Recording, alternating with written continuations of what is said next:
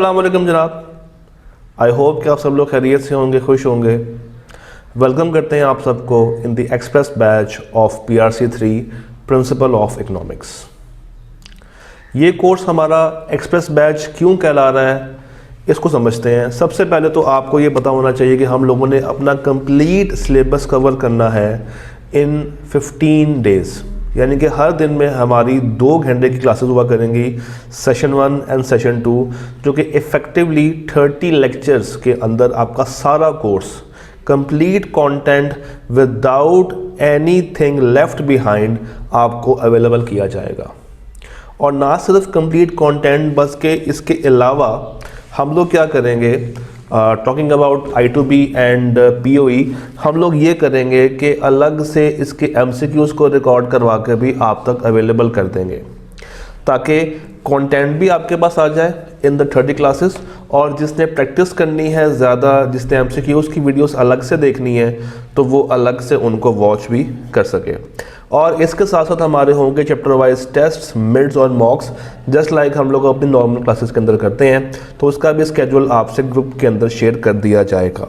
And then we will also be having a separate dedicated WhatsApp group, जिसमें आपकी तमाम तर क्यूरीज को आंसर करूँगा मैं, ताकि कोई भी बच्चा उस चीज़ से महरूम ना रहे कि सर हमें जो है वो पर्सनली टाइम नहीं दे रहे हैं या कुछ भी इस तरीके से। तो आई विल बी अवेलेबल 24/7, पूरी कोशिश होगी, क्योंकि आई नो कि आप लोग थोड़े से सहमे होते हैं, थोड़े से डरे होते हैं, सवाल पूछने में हिचकिचाहट हो रही होती है, CA में नए नए आए हैं, चीज़ों को सही तरीके से ग्रास्प नहीं कर पा रहे होते। तो कोशिश यही रहेगी कि इस क्लास के अंदर हम आपकी तरफ अपना पूरा फोकस रखें, ताकि हम आपको PRC पास करवा के कैफ के अंदर लेकर आ सकें। तो इस एक्सप्रेस बैच की जो ट्रेन है, इसका सफ़र यही है कि आप लोगों ने PRC के डब्बे में सवार होना है, और एंड के ऊपर आपको हमने MSA के डब्बे से जाके निकाल के आपको ACA बना के अलविदा कर देना है। तो सर हमारी क्लासेस कौन से मोड्स पे हुआ करेंगी? ये क्लासेस जो कि रिकॉर्डेड फॉर्म में है, तो आप इनको घर में अपने स्मार्टफोन के ऊपर देख सकते हैं, अपने सिस्टम के ऊपर देख सकते हैं, you can use your laptop. और आपसे रिक्वेस्ट ये है कि आपने इनको साथ साथ लिखना भी है। देखें, writing is a must, just like a normal physical class. I expect कि आप इसकी राइटिंग प्रैक्टिस साथ साथ घर में करेंगे, ताकि कॉन्सेप्ट्स को लिंक किया जा सके। एंड इसके अलावा आई वुड ऑल्सो विश कि आप लोग रीड करें किताब को बहुत बहुत अच्छी तरीके से। How to cope with POE को पास कैसे करना है? तो सर आपके सामने इस वक्त एक पूरा मॉडल मौजूद है। सबसे पहले आती है हमारे पास अंडरस्टैंडिंग। इसमें क्या करना है, इसमें आप लोगों ने क्लासेस देखनी है, आपने क्लासेस को अटेंड करना है, और साथ साथ जितना कुछ डेली बेस पे कवर करवाया जाएगा, आपने किताब से उसको रीड लाजमी करना है। कोशिश करनी है कि जब आप किताब से रीड कर रहे हो, तो आप किताब के मुश्किल चीज़ों को साथ साथ अंडरलाइन कर रहे हो। लेक्चर हैंडआउट्स भी कुछ टीचर्स अवेलेबल कर देते हैं, तो आप लोग उनको भी इस्तेमाल कर सकते हैं। अगर आपको किताब की वर्डिंग मुश्किल लग रही है, तो आपको इजी फॉर्म में नोट्स भी प्रोवाइड किए जाएंगे, तो आप उनकी हेल्प भी ले सकते हैं, जो कि कॉन्सेप्चुअली आपको मुकम्मल नॉलेज प्रोवाइड कर रहे होंगे। और इसके साथ साथ बहुत ही अच्छी बात तो ये है कि आप अपने नोट्स भी बनाएं। पर चूँकि ये पेपर थोड़ा सा थ्योरेटिकल नहीं है, MCQ बेस्ड है, तो शायद वो नोट्स की फॉर्मेशन आप लोगों से मैं इतनी ज़्यादा एक्सपेक्ट नहीं कर रहा, बट अगर आप लोग बना सकते हैं तो क्या ही बात है। फिर जब रिवाइज करेंगे ना, तो कोशिश कीजिएगा जहाँ से आपने चीज़ों को फर्स्ट गो में तैयार किया था, वहीं से तैयार करें। अगर आपने अपने माइंड मैप्स बनाए हैं, तो वहाँ से तैयार करें। और अगर आपको लग रहा है कि नहीं, मैं ICAP की बुक से मुतमिन हूँ, या मैं किसी टीचर की या किसी ऑथर की किताब से मुतमिन हूँ, तो काइंडली जहाँ से इनिशियली पढ़ा है ना, रिवीजन भी आपने वहीं से करनी है। उसके बाद बेसिक असेसमेंट के लिए हम आपको देंगे MCQs। अच्छा, ICAP ने अब क्या किया है रिसेंटली, अगर आप लोगों ने नहीं देखा तो ज़रा जाकर देखिएगा। ICAP के पोर्टल के ऊपर उन्होंने किताब के साथ एक नया डॉक्यूमेंट अपलोड किया, उसका नाम रखा है additional practice questions. And I guess कि उसमें वो सवाल हैं जो कि रिसेंटली उन्होंने अपने एग्जाम्स में पूछे हैं। तो उन्होंने एक जगह पे कंपाइल करके किताब की फॉर्म में भी वो अवेलेबल कर दिए हैं, तो वो आपने यूज़ करने हैं फॉर योर फाइनल असेसमेंट।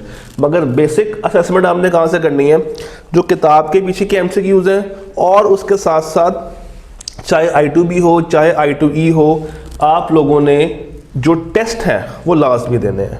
फिर मेरे एंड के ऊपर ये भी है कि मैं कुछ एडिशनल फर्दर MCQs भी आपको साथ साथ ग्रुप के अंदर प्रोवाइड करता रहूँगा, तो आपने प्लीज़ वो भी अटैम्प्ट करने हैं, ताकि जितनी ज़्यादा आप प्रैक्टिस करें, जितने अच्छे से आप उसको लेके चलेंगे, ये पेपर आपके लिए इतना कोई मुश्किल नहीं है, जस्ट इसमें आपने प्रैक्टिस करनी है।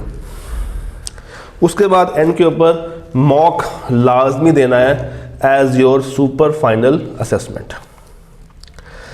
एक सवाल बच्चों का नॉर्मली आता है कि सर क्या हम XYZ टीचर से पढ़ रहे थे, एक्सप्रेस बैच में आ रहे हैं, तो क्या हम अपने कोर्स को या कोर्स की किताब को चेंज करें या पढ़ने का तरीक़ाकार चेंज करें?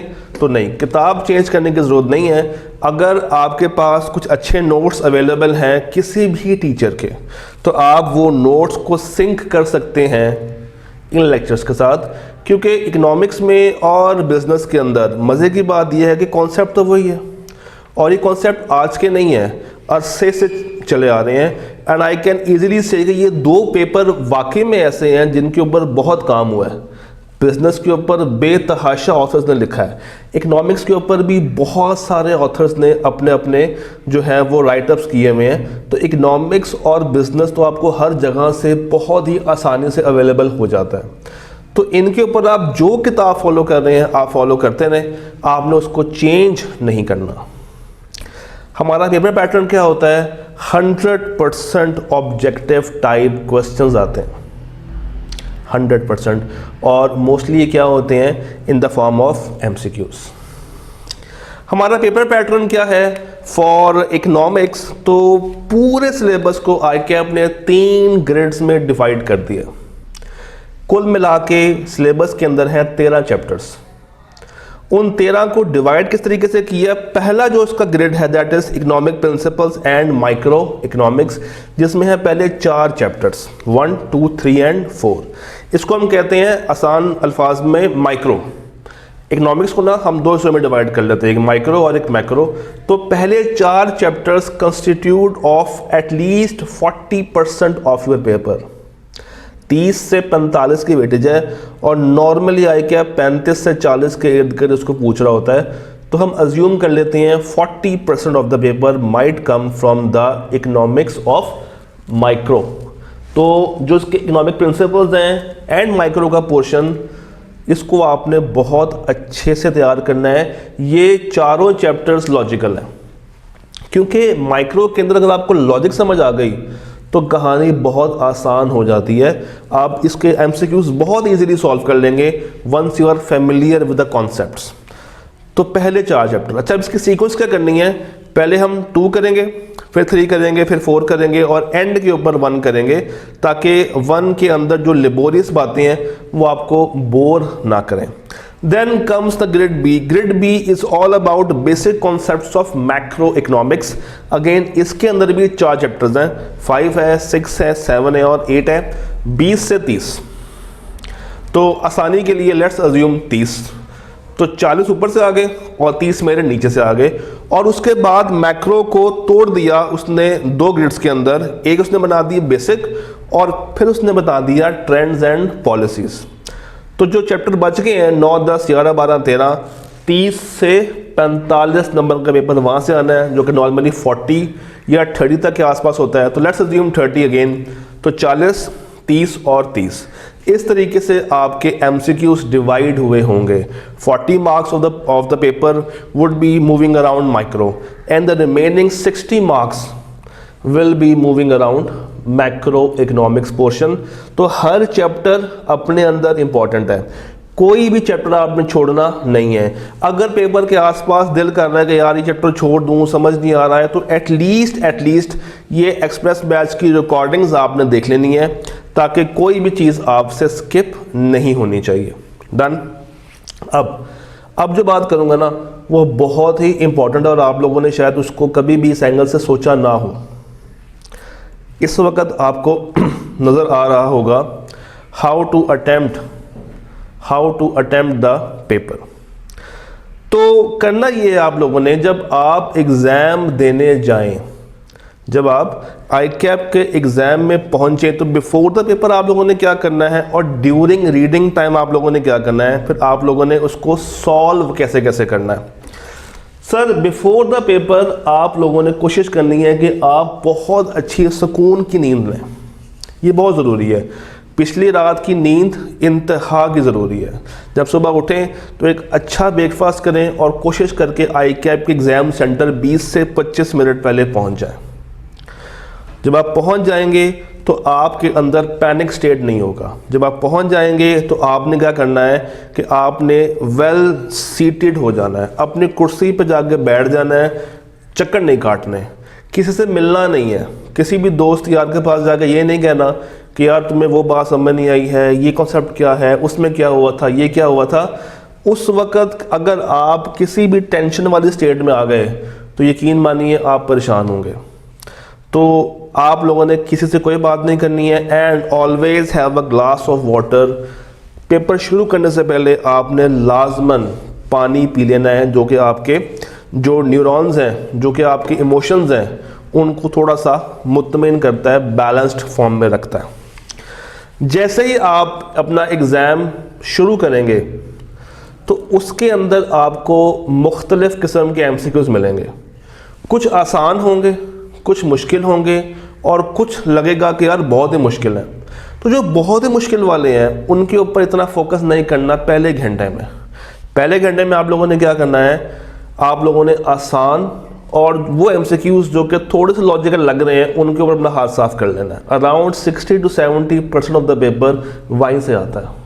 हाँ 25-30% पेपर ज़्यादा लॉजिकल भी होता है, मगर पास करवाने के लिए वो काफ़ी है। तो आपने पहला घंटा उन MCQs के ऊपर लगाना है जो कि आपको आते हैं, और जो MCQ आपको नहीं आता आपके पास ऑप्शन है कि आप उसको फ्लैग कर सकते हैं, ताकि जब आपका पेपर एंड पे हो, करीब करीब हो, तो आप स्पेसिफिकली उनके ऊपर वापस जाके उनको अलग से सॉल्व कर सकते हैं। फिर 120 मिनट का पेपर है, 100 नंबर है। नॉर्मली जो लोग हैं वो ये कहते हैं कि every mark should be on 1.2।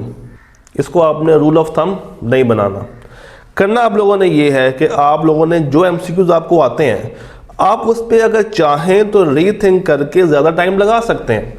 आप 1.2 के बजाय उसको 1.5 पे कर लें, इवन 2 मिनट लगा दें, यू हैव द ऑप्शन, आप कर सकते हैं।